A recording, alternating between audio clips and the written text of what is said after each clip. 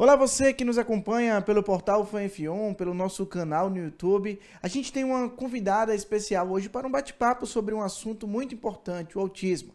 Ela é paraibana, mas há 20 anos mora nos Estados Unidos e a cada ano tem se especializado mais no assunto. Uma história que começou com uma experiência dentro de casa. Quem conversa com a gente hoje é a Neida Fussua. A Neida, seja muito bem-vinda. Essa história toda, essa especialização começou dentro de casa com o seu filho, que hoje tem 15 anos e tem o espectro do autista no nível 3. É isso mesmo? Foi bem difícil, né, a chegada do diagnóstico, até porque eu não entendi o que era autismo. Então, para ajudar meu filho, eu tive que me aprofundar. Até eu falo sempre para as famílias que para a gente ajudar a nossa criança é preciso a gente se ajudar. Então, para a gente se ajudar primeiro, para poder, né, dar todo aquele suporte, a gente precisa de entender o que é. E o autismo é algo assim, como é que eu falo para você? Ele não é doença, ele é um transtorno de comportamento. Então é bem mais fácil você lidar com o comportamento, né, quando você entende exatamente o que repercute tudo aquilo no dia a dia da criança. Porque o que é comportamento? Comportamento é tudo. Comportamento é falar, é gritar, é comer. Então a gente tem que entender exatamente como lidar e entender como esses indivíduos processam as informações, né? Informação, vamos supor, de escutar, né? De falar. Eu até te dou um exemplo, tá? O meu filho, sempre que eu chamava em alguns pontos, parecia que ele não escutava, né? Ele não me respondia. E com o tempo, observando, eu notei que a informação, a voz com ele, chegava mais lento o processo. Por exemplo, estou falando aqui com você. Demorava para ele escutar. Então, às vezes, muita gente fala, poxa, chama meu filho e ele não escuta. É porque a mensagem não chegou a ele ainda. Então, sempre quando você vê seu filho não responder, dê um tempinho, né? Para que ele possa processar a informação. Então, toda essa minha vontade de aprender o que eu aprendi com o Ainer, porque eu falo para todo mundo, ele é meu mentor, porque eu estou observando ele diariamente e eu estou entendendo exatamente o que acarreta todos aqueles comportamentos que a gente chama inapropriados. Né? Tem criança que se comunica se agredindo, né? E muita gente acha que é dificuldade, está sentindo alguma coisa, e de repente ele só quer dizer que quer uma água, que está com sede. Então ele não sabe se comunicar, ele vai se agredir para tirar atenção. Você concorda? E aí eu fui me aprofundando e eu sou apaixonada, né, pelo autismo. E hoje eu falo assim, algo assim bem para todos os pais, os profissionais, observem, né, poder saber como, né, que resposta que você dá para a criança. Agora, toda essa experiência, essa vontade de ajudar não só o seu filho, mas também outras famílias, como você falou aqui, você acabou construindo um livro com tudo isso, né? Que livro é esse? O que esse livro traz? E como ele tem ajudado as pessoas, não só lá nos Estados Unidos, mas em todo o canto do mundo? Esse livro, ele fala do... É, é, eu resolvi fazer, eu queria fazer um livro falando sobre tudo, mas para você falar do autismo, você tem que falar de tudo. Você tem que falar de processamento sensorial, de comunicação, né? Você tem que falar de ambiente. Então eu pensei, poxa, eu vou fazer uma série, né, com tópicos. E o primeiro foi processamento sensorial. Então o livro é autismo, né? Como é que eu falo para você? A série é autismo aprendendo a aprender com Ainer, e o primeiro livro é percepção sensorial. A gente mostra nesse livro como indivíduos com autismo sentem dificuldade de ouvir, né? Como eu falei agora há pouco, da parte de processar a informação, de escutar, na parte visual, né? Você vê muita criança com movimentos estereotipados, tá? E às vezes é só o acompanhamento de alguma coisa que ele está vendo. Por exemplo, se meu filho estivesse aqui vendo, ele podia estar ali mexendo a mãozinha, mas no caso é o processamento visual que ele está, né, tá processando aquele tipo de informação. Então, nesse livro, a gente fala sobre tudo, dificuldade do banho, que todo mundo fala, ai, meu filho não entra no... Entender que a água que escorre é difícil, o cabelo molhado pode ser pra gente nada, é só secar. Mas para essas crianças, meu filho não consegue botar uma roupa enquanto o cabelo estiver molhado. Entendeu? É tipo, como se ou ele não pode botar uma roupa com etiqueta.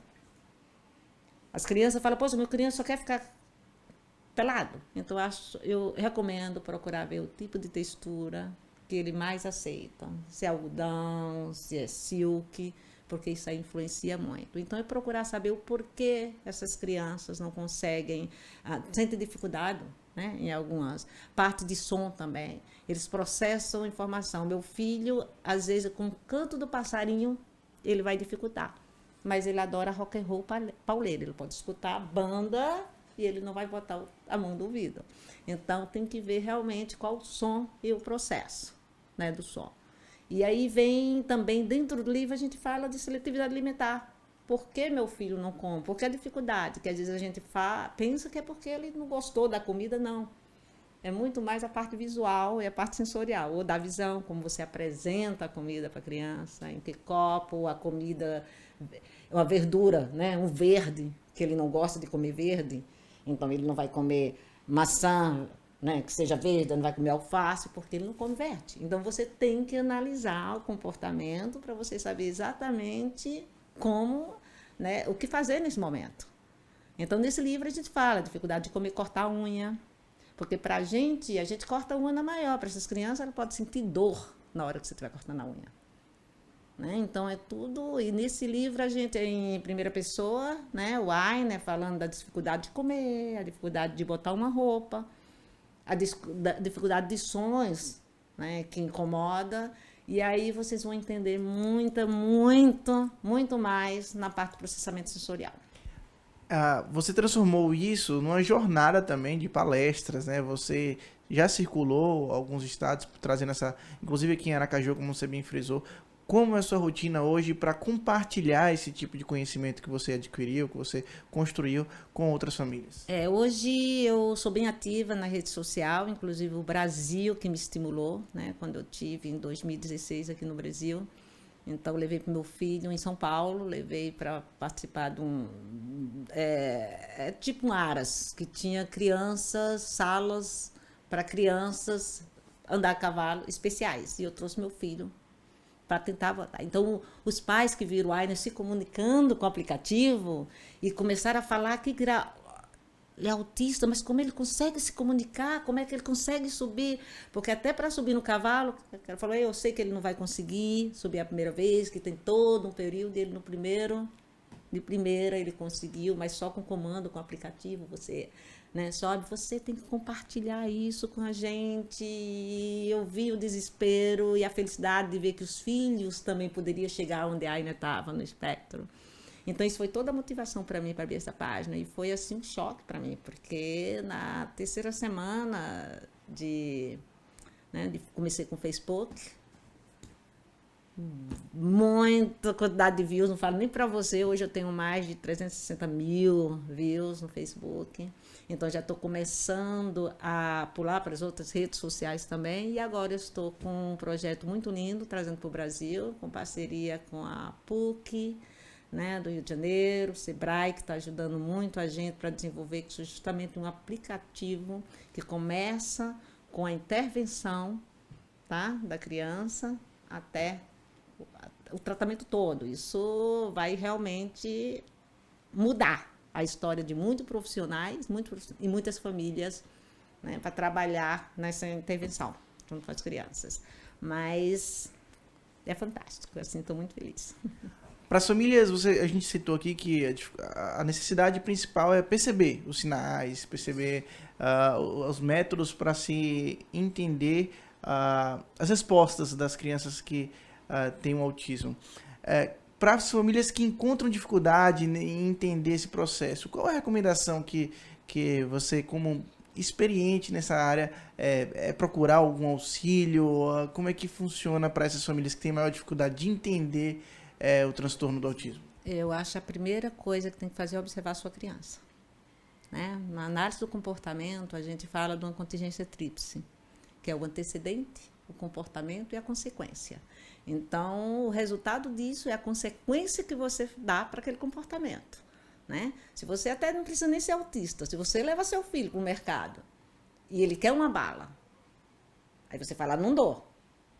E ele vai gritar, porque ele quer a bala, e você dá porque ele gritou, ele vai gritar toda vez porque ele acha que é gritando que ele vai receber a bala. Né? Então, a consequência, a resposta que você dá para aquele comportamento é a resposta que você dá. E você ensina essa criança. Então, a gente trabalha muito com observação da criança. Né? Sempre tem, atrás de um comportamento, tem um antecedente.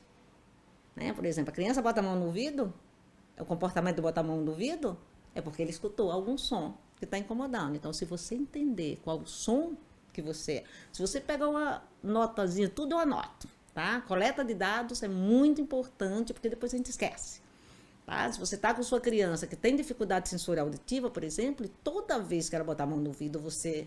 Ó, foi o liquidificador que eu liguei, foi a televisão. Então, você vai saber quais são, né, o que acarreta botar a mão no ouvido. Então, aí o que eu faria? Não existe cirurgia, não existe nada, porque até tem crianças que estão sendo operadas... que não existe isso, que pelo amor de Deus, gente, sensorial, ninguém consegue, o tratamento é você driblar essa sensação. Então, orienta até um abafador, porque na hora que ele sente, então você já sabe, olha, por exemplo, meu filho tem, eu moro na praia, meu filho tem, o barulho das ondas incomoda, mas ele adora a praia. Então, o que é que eu vou deixar? Eu vou deixar de ir para a praia porque ele sofre com isso? Não, eu vou ensinar ele a tolerar essa informação. Então, hoje eu já vejo que ele entra, vai para a praia, ele vai andando na areia, ele bota a mão no ouvido, mas o som vai vindo e ele vai acostumando daqui a pouco. Né? Outra coisa também, você nunca de deixar de fazer nada porque seu filho tem dificuldade. Você tem que enfrentar a dificuldade e ensinar a ele que ele pode, entendeu? Ele pode, eles conseguem, agora eles precisam de uma direção, ele precisa de ensinamento. Aneida, então, já direcionando para o fim, a gente agradece a participação, e aí eu deixo o questionamento, ainda há muitos tabus para serem quebrados quando se fala do autismo aqui no Brasil, principalmente? Tem, e o primeiro é a inclusão, gente.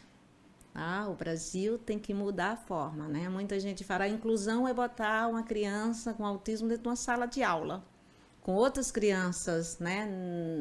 Eu sempre falo, não existe, sua criança é normal? Todo mundo é normal, não existe. Existem as crianças típicas, os indivíduos típicos, né? E os indivíduos que não são típicos.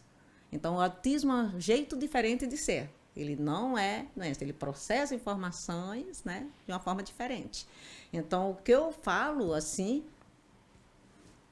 Eu esqueci o que você perguntou, você vai cortar depois, né? Eu perguntei se há muitos tabus a serem quebrados quando se fala do autismo, principalmente aqui no Brasil hoje. Existe muito tabus. Em primeiro lugar, começa na família. Porque a aceitação tem que começar para os pais. Né? Tem muitos pais que não querem escutar essa palavra de autismo, esconde para a sociedade que sua criança tem autismo. Gente, não existe isso. O autismo, né, é um jeito diferente de ser, e esse tabu tem que ser cortado na sala de aula, dentro de casa, mas tudo tem que começar na família. Quando se fala de inclusão, tem que começar na família. Não adianta você dizer, minha criança tem que estar nessa sala de aula, alguém, enquanto você não inclui. Né? Você tem uma família e tem 3 crianças, como eu. Né? E pra você ter uma ideia, o Ai, né, ele, com 2, 3 anos, ele começou a fugir para a praia. E meu esposo falou, a gente vai ter que mudar daqui, porque senão uma hora meu filho, né, a gente vai perder. Eu falei, você acha que é certo?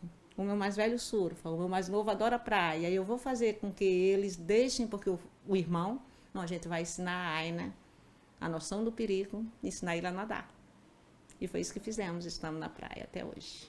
Então, acho que a melhor forma é você procurar ensinar. A gente gosta, minhas crianças gostam de sushi, gostam de ir para restaurante. Eu não vou levar para o Aina porque o restaurante, os estímulos sensoriais dificultam meu filho. Eu vou arrumar uma forma, né, de driblar isso. Ok, dentro do restaurante, vamos procurar um restaurante que tem mesas do lado de fora, que não tem tantos estímulos. Vamos adaptar, gente, acomodações para essas crianças. É isso que eu recomendo, sala de aula, recomendar e procurar acomodar.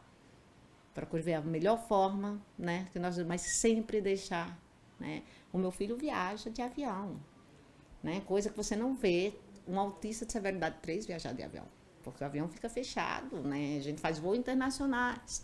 Então, as primeiras viagens do Aina foi com 2, 3 anos de idade, que eu pensava que eu nunca ia chegar, ou nunca chegar, porque ele não conseguia sentar, eles não conseguem ficar muito tempo parado.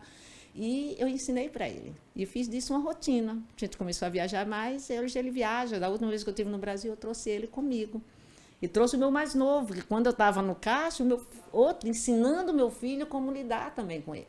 Então, meu filho hoje faz tudo que os irmãos fazem, do jeitinho dele, e está incluído em tudo. E eu amo ele, eu quero que todo... Aneida, a gente agradece demais esse bate-papo, esse esclarecimento, e a gente deixa aberto aqui o espaço agora para que as pessoas que queiram conhecer um pouquinho mais desse debate, do autismo em si, possam conhecer. Tem oficina, tem rede social, onde você continua esse debate?